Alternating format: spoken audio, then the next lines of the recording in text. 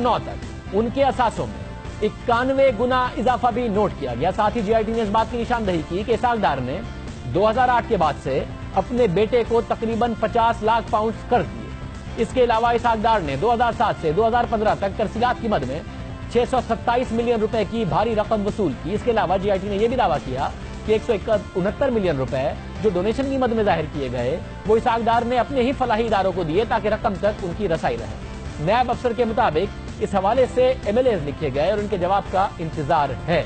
नैब की तहकीकाती रिपोर्ट के मुताबिक नैब ने इसहाक डार को बुलाया, सवालनामा भेजा, मगर इसहाक डार नहीं आया। अब ये बड़ा अहम है क्योंकि जो GIT की फाइंडिंग्स थी उनका तो तफसीली जवाब डार साहब ने दिया कि वो कैसे मुलाजमत करते थे मुत्तहिदा अरब अमारात में, क्या उनको तनख्वाह मिलती थी और जो उनके डोनेशन के मामलात हैं किस तरीके से वो बाकायदा तौर पर बच्चों के लिए एक खैराती इदारा चला रहे हैं। लेकिन नैब की जो तहकीकाती रिपोर्ट है कि ये साबित हो जाएगी या इसका जवाब भी डार साहब कन्विंसिंगली दे पाएंगे। जाहिद गिचकोरी हमारे साथ मौजूद है। जाहिद बहुत शुक्रिया।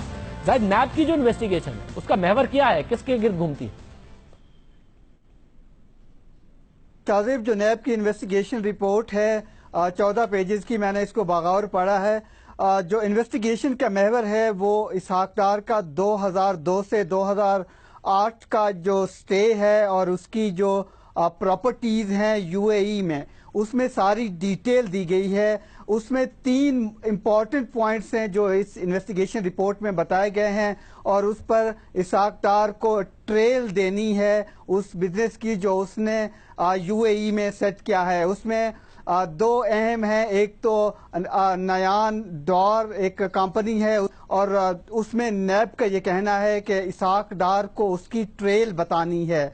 इसके अलावा नई बात यह है कि नैब इन्वेस्टिगेशन ऑफिसर ने बाकायदा तौर पर वजारत दाखिला और फॉरेन अफेयर मिनिस्ट्री के थ्रू शेख अल नयान मुबारक को लिखा गया है कि पाकिस्तान की इन्वेस्टिगेशन टीम उसको इंटरव्यू करना चाहती है, उसको एज ए विटनेस उसका बयान रिकॉर्ड करना चाहती है कि उस वक्त क्योंकि इसहाक डार उसके साथ काम कर रहे थे और उनसे उसकी तफसीलात भी मांगी हैं, जो या तो उनकी बिजनेस पार्टनरशिप है इनके साथ या फिर जो वो सैलरी वहां से लेते रहे हैं। और ये कुल अमाउंट तकरीबन 8.2 मिलियन पाउंड बताई जाती है। ये महवर पॉइंट है जो उसको ट्रेल देना है। इसके अलावा दूसरा इम्पोर्टेंट ये है कि अगर शेख अल नयान मुबारक या तो इस खत का जवाब दे देते हैं या फिर वो इसको दावत देते हैं कि आप आएँ और वो सारे सवालात के जवाब देने को तैयार हैं, तो ये दूसरा इम्पॉर्टेंट पॉइंट है।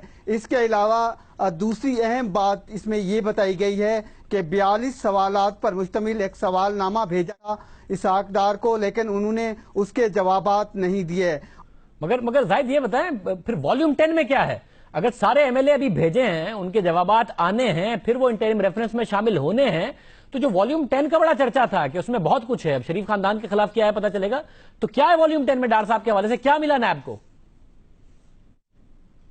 एक अहम बात यह है कि जो वॉल्यूम 10 था उससे एक भी एक्शनेबल एविडेंस इस रिपोर्ट में नहीं लगाया गया है। और इसके अलावा UAE गवर्नमेंट को भी नेशनल अकाउंटेबिलिटी ब्यूरो ने लिखा है कि जो प्रॉपर्टीज की डिटेल्स हैं, जो इन्वेस्टमेंट है, इसहाक डार के हवाले से कोऑपरेशन सीख किया है, लेकिन इसका जवाब आना है। नैब को इसके जवाब का इंतजार है। जी बहुत शुक्रिया। जाहिद गिचकोरी हमारे साथ मौजूद थे। बड़ा अहम होगा क्योंकि कुछ डॉक्यूमेंट्स थे जो दुबई की मिल के हवाले से और उसका स्क्रैप कैसे दुबई से जद्दा गया उस हवाले से जमा कराए गए थे हुसैन नवाज की तरफ से, शरीफ खानदान की तरफ से।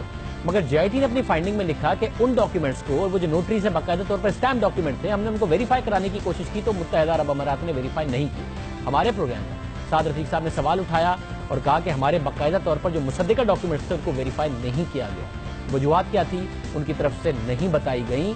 मगर अब मसला यह है कि इसहाक डार साहब कहते हैं कि मैंने भी दुबई में मुलाजमत की थी मुत्तहिदा अरब अमारात में। अब अगर खत लिखा गया नैब की तरफ से तो जवाब वही आएगा जो कि इसहाक डार साहब की तरफ से कहा गया है। तनख्वाह वही बताई जाएगी जो डार साहब की तरफ से की गई है। डार साहब ने सही बताई है, नहीं बताई है, बहुत सवाल है। और नैब के जो इस वक्त रिपोर्ट है उसमें लिखा गया है कि वक्त की कमी की वजह से इसहाक डार के खिलाफ तहकीकात मुकम्मल नहीं हो सकी, मगर इलेक्शन कमीशन FBR और GIT रिपोर्ट से हासिल मालूमात के मुताबिक मजीद तहकीकात होंगी। जो किसी नतीजे पर पहुंची तो उन्हें ज़िम्नी रेफरेंस में शामिल कर लिया जाएगा। क्या क्या मिलेगा جو ضمنی ریفرنس میں شامل ہوگا. زاہد گجکوری بتا رہے تھے کہ والیوم 10 سے کچھ نہیں ملا کہ اس رپورٹ کا حصہ بنے. ایم ایل ایز لکھے گئے ہیں, ان کا جواب بھی آنا بھی باقی.